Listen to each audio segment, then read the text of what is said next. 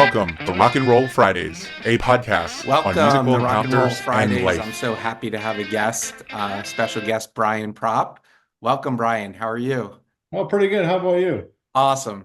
So, for those who don't know, I mean, in this area, my podcast is a lot in the Philadelphia, New Jersey, Delaware area. Obviously, people know Brian, but if you don't, Brian is a former NHL hockey player, played for the Philadelphia Flyers, a couple other teams over 15 years in the league, was it? Yes. 15 years, yeah. And obviously a Flyers Hall of Famer and a big community person in this area and still involved obviously with the game and in the community, which a lot of Philadelphia Flyers and athletes that play in this area stay in this area, which is I think one of the most unique things to this area. I lived out in California for a while, and when I would tell people that, they'd be like, "Why do the athletes stay in New Jersey? Why do they stay in Philadelphia?" And I'll let you answer that. Why did you stay? Why did you stay in this community? Well, first of all, I grew up in Canada with a little town of 300 people. So all I did was skate and go to school. And so, like, you didn't really know better. And of course, my career started when I was with the Melville Millionaires at 16 and then 3 years at the Brandon Wheat Kings. And then I got drafted by the Flyers in 1979. And so I stayed ever since. Because what are Yeah. you going to do in Philadelphia was much easier to work. And what have I done in Saskatchewan? Like if I had to move back. Right, right. And also, people tend to forget, even today, Philadelphia is one of the largest cities in America. It's still a large population base here. But God, coming from where you came from and going to a big city like Philadelphia, that must have been some culture shock, huh? Well, for me, I was really naive. Like I didn't talk too much. And plus, I had Bob Clark as a captain. He was a great leader. So I just learned from him. I was really quiet. I didn't have to answer questions. So Right. like 5 years after that, like when Bob Clark became the GM and Dave Poulin was the captain, I really learned from the other guys how to become a better leader Yeah. but more about listening and then doing it by example. I was consistent every game, and so they appreciated that. Yeah. And the listening and leadership, I mean, that plays into probably most people's business careers, right? Like your transformation into business after your playing days, right? I mean, you probably picked up a lot of skills that most people coming, just working or coming out of college don't really gather from playing pro sports. Yeah, but I was there for 15 years, 11 years with the Flyers, 5 years with some other teams, and then I built the Medford Ice Rink in New Jersey, for 3 years of doing that, and then I was able to get the radio announcer for 9 years after that. So I traveled with a team every home and away game Yeah. and playoffs, and so. I always did other things too, like, and then after that, I worked at the Judge Group in Conshohocken for 5 years, and then the Awesome. last 10 years I've been with Wolf Commercial Real Estate, and but the last I started my own cigar brand, the Gaffa cigar brands from the Dominican Republic like 7 years ago. So I keep busy, just listening to Yeah. other people and how their opportunities to do more help. Yeah, yeah, that's amazing. And I like a good cigar every once in a while, so I'll have to try those out for sure. When we the podcast is obviously about music, I wanted to touch upon your playing days and even now how music helped inspire, or was it part of the kind of the community with athletes, and from what you see and hear and also your own experience, how did music play a part in your career and pre-game, post-game, things like that? Well, I always like to listen to rock and roll Yeah. because and then when Bob Clark was there in 1980, like he liked country, so we had a battle about rock and roll or country. Right.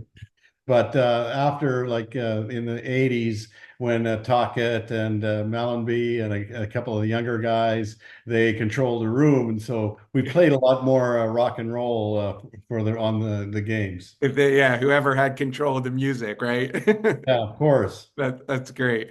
I mean, I remember, I mean, as a kid growing up at the Spectrum and how loud it was pre-game and warm-ups with the music, with the rock and roll, right? They would get the crowd going. So it was a much different time, right? With compared to nowadays in stadiums where it's almost like you're overwhelmed with stimuli. Back in the Yeah. day, it was just kind of the game, concessions, and music.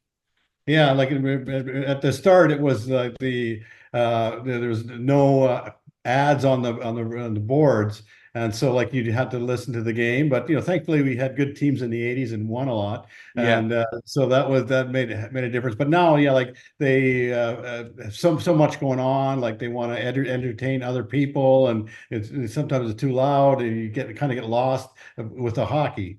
Yeah, yeah. It's yeah, of all the sports, I feel like football is still kind of the most natural where it's just about the game where other than the Super Bowl, but like it Hang is on, I got at the door. Hang on. okay.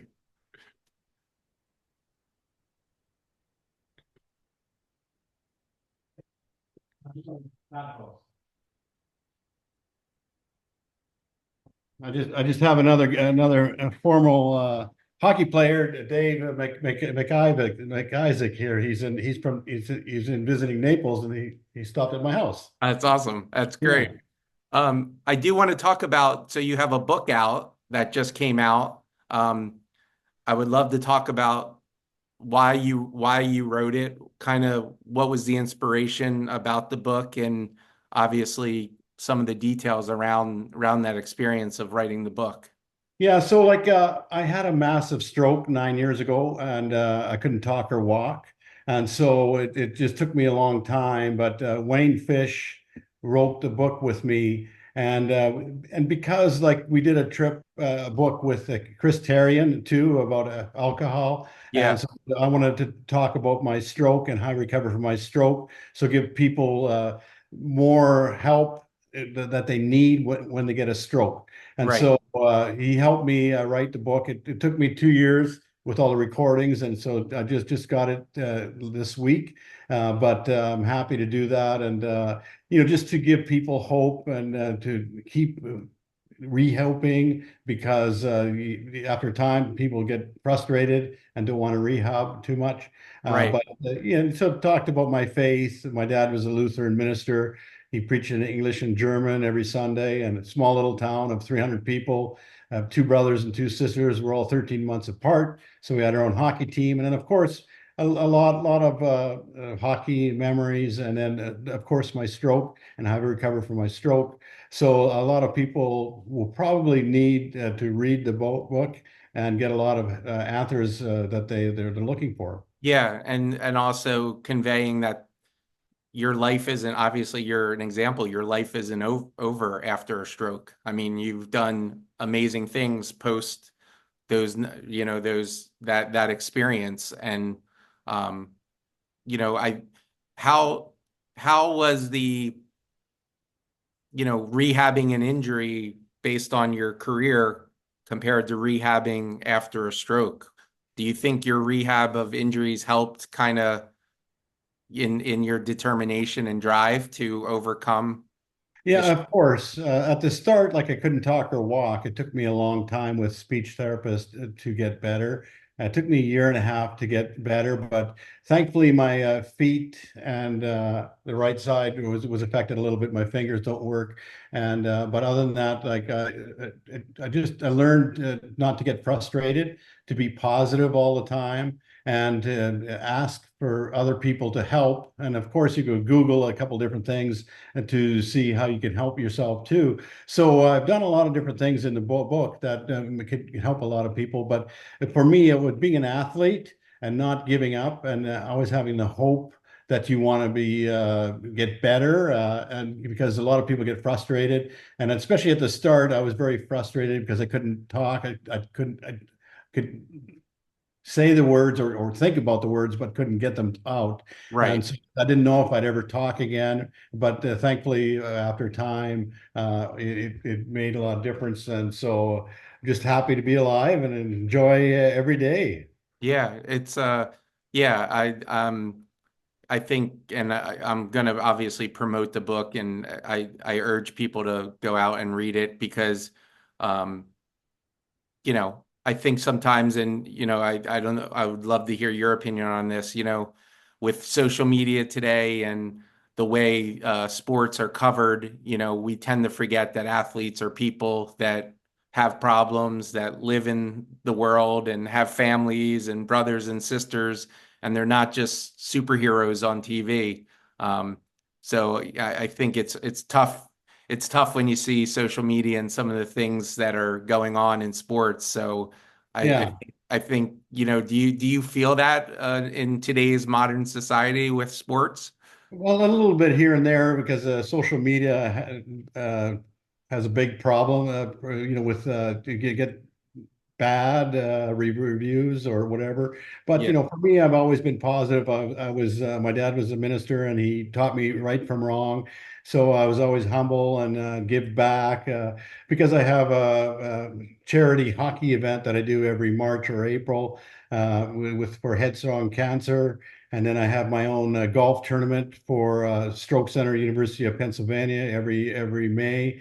And so, like, I give back from that, and plus, living in Philadelphia in the summer, I have a place in Seattle City and play a lot of golf tournaments for Jaworski's events, Yeah. and meeting other people and giving back, just to be out there and to talk with people to make sure that, hey, listen, it's not easy, but there's lots of things that you can help with. And for me, it's just nice for me to give back because I was at Bancroft for 3 years for the brain and strake people, and so like I helped them with that, and then of course I rehabbed at McGee Hospital because Yeah. the stroke was in Annapolis, and so they helped me there. But of course, having the Flyers alumni helped me with Ed Snyder helped me a lot, and then with my family and my friends in the Philadelphia area. Because I'm just gonna, I've been in Florida, like, and I'm going to come back for a month, in a week, promoting my book, and I'll probably go to Flyer games and do some book Yeah. signings. Before that, I have a couple of cigar events Yeah. at Chubby's Steakhouse on December 15th and 16th, and then Carl's Cards in December 7th in Haverford, they have a book signing there, but and I have Barnes and Noble, a couple of signings there. So I've got a lot of things going on. So I'll be in the area in Philadelphia the next month and a half. Yeah, that'll be fun to be signing books at the game because I'm sure, Flyers fans don't forget Flyers. I mean, it's crazy, right? Like, no matter how many years go by, Flyers fans always remember their players. Oh yeah, yeah. They're so tree, and like the three state around, like Delaware, Philadelphia, and New Jersey. Like they're great fans, and the Flyers. Like they had a good win yesterday, and Yeah. so they're just trying to catch up. Yeah, yeah. So people can buy the book on Amazon, correct? Yes. Awesome.